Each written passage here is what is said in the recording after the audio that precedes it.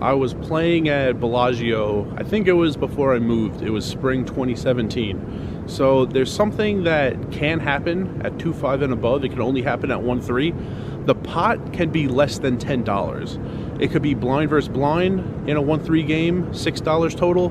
There could be, the small blind folds. 2 other guys put in the 3, $7. 3 people can put in the 3, and it could be $9. So there are a few ways the pot could be less than 10. The rake in Vegas, it's a rake. It's not a flat drop like in California. It's a rake. 10% capped, often at $5. So if the pot is $7, for example, 10% of that is 70 cents. You round down to 0. So on pots less than $10, there is no rake. So we're playing at Bellagio, and one guy limps the $3, the small blind folds, and the big blind checks. And they check the whole way. So it's a $7 pot. I see the dealer, right as the hand is ending on the river, the dealer put $1 over the rake, and he's going to drop it. So when the hand ends, I tell him, no, there's no rake this hand. That $1 goes in the pot. He says he's been told it's a flat drop. If we see a flop, he has to take $1. That's incorrect. So I just tell him that's wrong. I mean, the plaque right there at the table says 10%. 10% of $7 is 70 cents. You can't take $1 when 10% is 70 cents. That's too much. You can't do it. He keeps saying he's been told if there's a flop, he has to take money. I say that's not right. He calls the floor over. So it's not a floor I had a lot of experience with. It was like, 3 a.m. or something like that. The evening floor and even the early afternoon floor, I had a lot more experience with. This guy I hadn't seen much.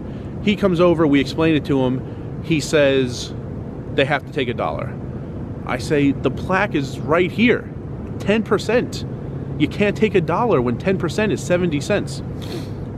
And I'll take a minute out to say it's not a very severe mistake, $1 coming out of this pot, but it's a very bad mistake. It's bad the dealer doesn't know this. We don't know what else he doesn't know and what other mistakes might come in the future. So let's correct this now in this very small pot. We were fortunate to see this mistake in this small pot. Let's fix it now, and maybe something catastrophic won't happen the next time he deals an $800 pot. So you should definitely be telling dealers when they do something wrong and correcting their mistakes. So the floor says, no, we have to take $1. I say that's just not how it works. It's wrong. There's $0 of rake this hand. So what he should do is leave the $1 off to the side, ask someone who knows, and when he comes back, give that $1 to the player who won. So instead, of course, he says, I'm going to drop this $1 because I guarantee you're wrong. But for you, I'll go back and I'll ask somebody and make sure.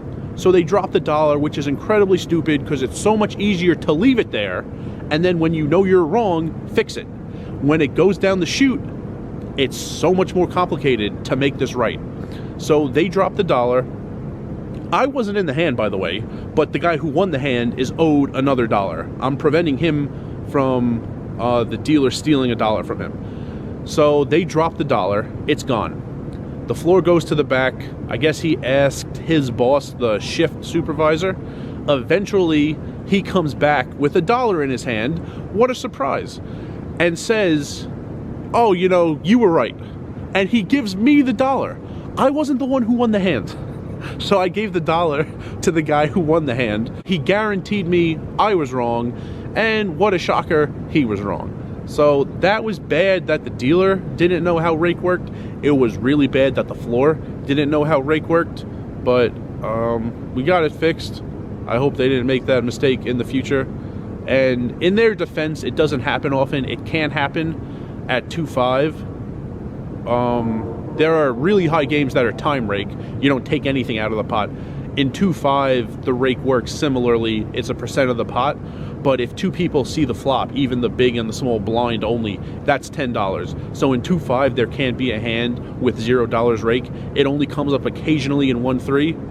But, you still should know how it worked. So he guaranteed me I was wrong. And what a surprise, I was right.